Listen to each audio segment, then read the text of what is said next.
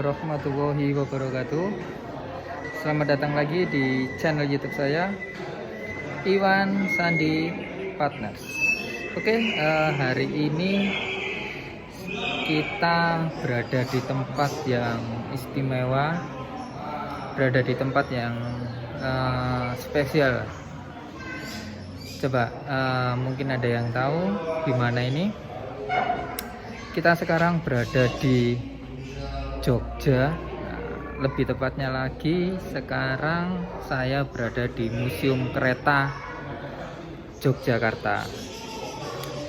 Oke, ini sambil kita jalan-jalan ya, saya akan sedikit memberikan edukasi hukum. Soalnya ada yang menanyakan, warga TikTok menanyakan, Pak, apa sih yang dimaksud dengan harta pranikah itu? Pak, ini saya kan sudah menikah, tapi saya takut nanti harta saya yang dari orang tua saya diakuisasi sebagai harta gono gini. Dan itu soalnya si pihak tergugat itu sukanya membahas harta dan ingin memiliki harta dari orang tua saya. Apakah bisa, Pak, seperti itu? Ada pertanyaan yang menyebutkan seperti itu. Oke ya, langsung saja bisa saya jelaskan dan saya berikan informasi terkait seperti itu. Nah, jadi sebelum kita lanjut dan kita bahas pembahasan kita kali ini, tolong di subscribe, di like, di komen, dan juga di share video saya kali ini agar orang yang membutuhkan bisa mengerti dan bisa paham tentang konten saya kali ini. Oke ya, langsung saja.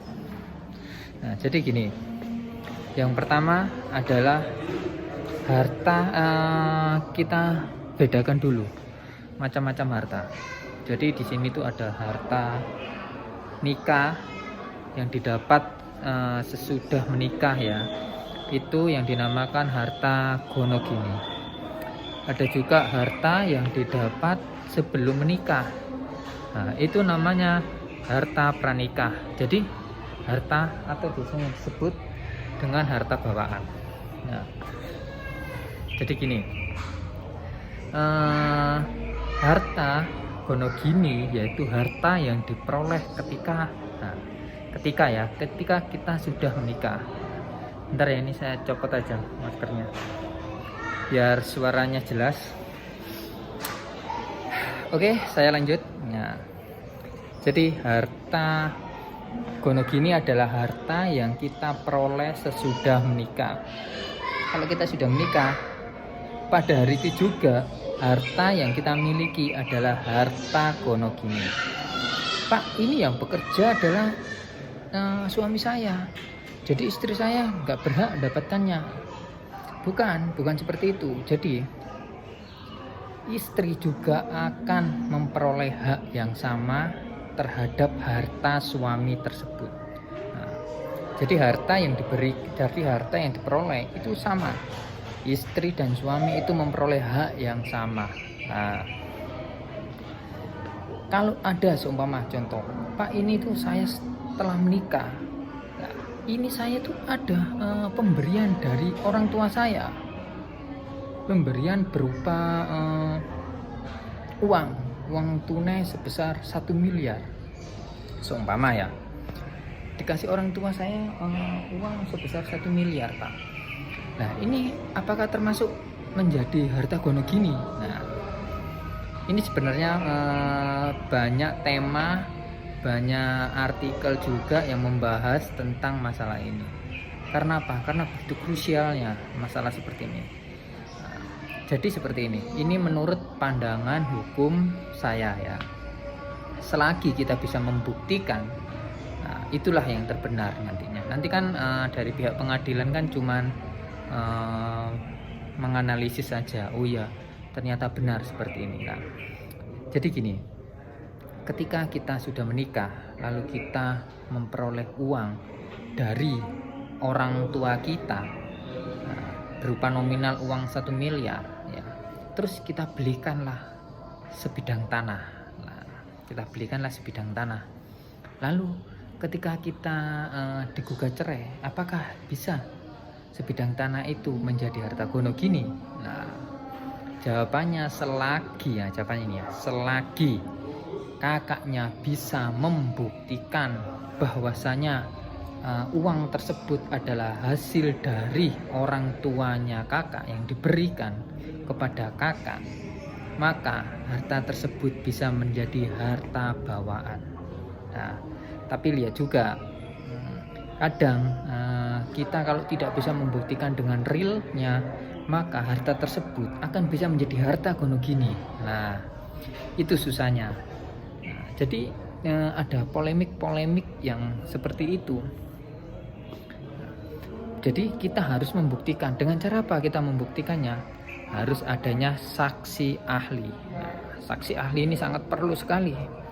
Karena apa? Karena saksi ahli ini untuk meyakinkan hakimnya agar harta tersebut menjadi harta bawaan, bukan harta gonogini. Dengan dalil-dalil dari saksi ahli tersebut, maka kita bisa membuat harta tersebut menjadi harta bawaan. Nah, seperti itu ya. Jadi kalau menurut saya, pada dasarnya semua harta yang kita peroleh pada pernikahan itu bisa digolongkan lagi menjadi harta bawaan dan harta gonogini. Selagi kita bisa membuktikan kalau itu harta bawaan, maka pihak pengadilan pasti akan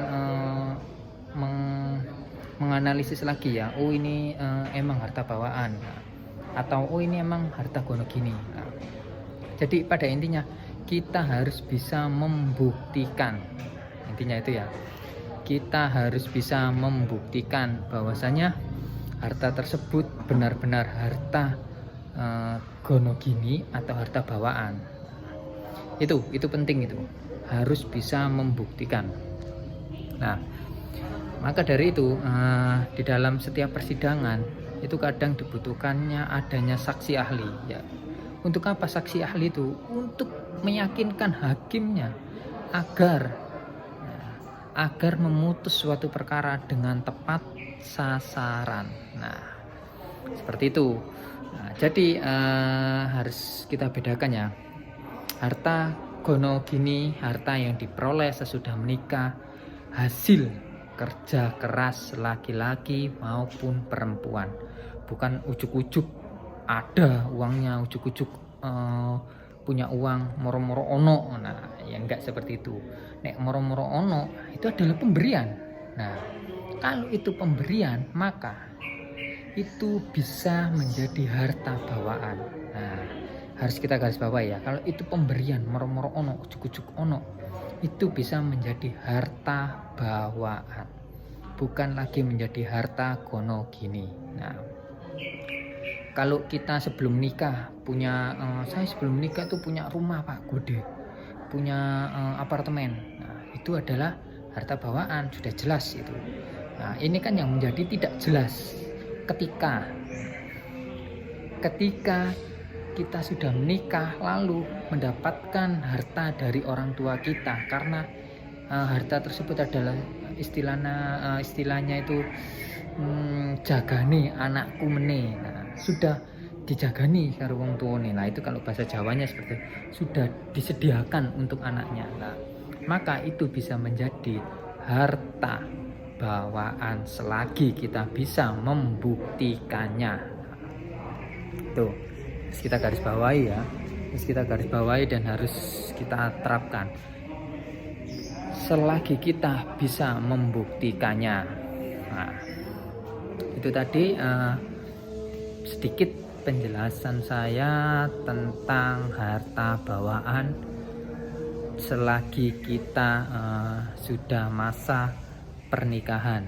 Nah, itu tadi mungkin kalau ada yang mau ditanyakan lagi bisa langsung tanya lewat sini di komen. Nah, Pak, ini saya nggak jelas Pak tentang ini, tentang harta bawaan atau harta gonogini. Nah, Pak, harta gono gini itu macamnya apa saja yang bisa dibagi? Saya itu punya motor, gimana Pak? Bisa dibagi enggak Pak? Nah, terus Pak, saya ini punya harta gono gini yang masih banyak Pak. Apa itu harta gono gininya? Harta gono gininya aset tanah luas sekali Pak. Ada beberapa tanah. Tapi Pak, tanah tersebut masih dalam kreditan, masih dalam cicilan. Nah, terus seperti apa itu Pak? Nah, kalau ada yang bertanya seperti itu, nanti saya buatkan kontennya tersendiri. Konten itu nanti kemungkinan saya buatkan berdampingan dengan konten ini ya. Temanya kita berada di Yogyakarta. Ya ini. Kalau ada yang mau ke museum kereta ini, lumayan tempatnya, bayarnya murah ya, bayarnya cuma Rp5.000 satu orang.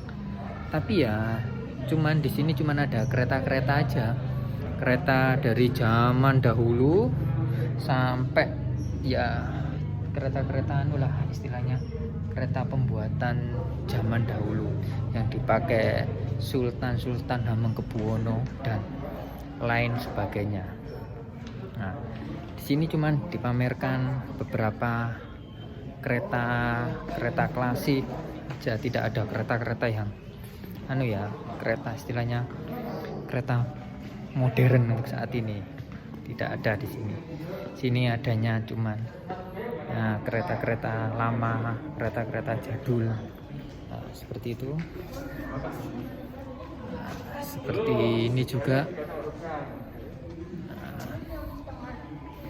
Tuh, ini juga ada keretanya Nyi Loro Kidul. Nah, ini bagus keretanya. Nah, itu sudah. Oke. Mungkin video saya kali ini bisa saya akhiri ya.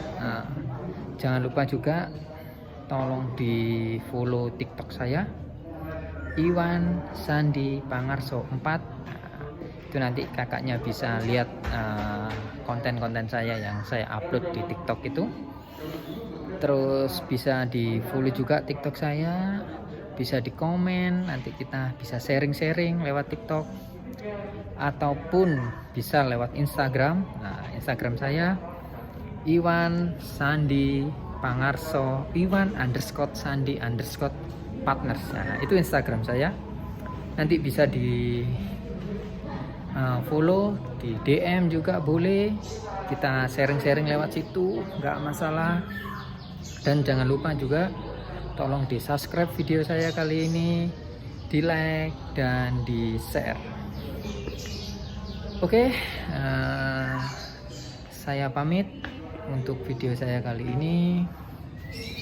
Wassalamualaikum warahmatullahi wabarakatuh. Selamat siang dan sehat selalu buat kita semua. Ini sudah habis di pintu keluarnya saya. See you.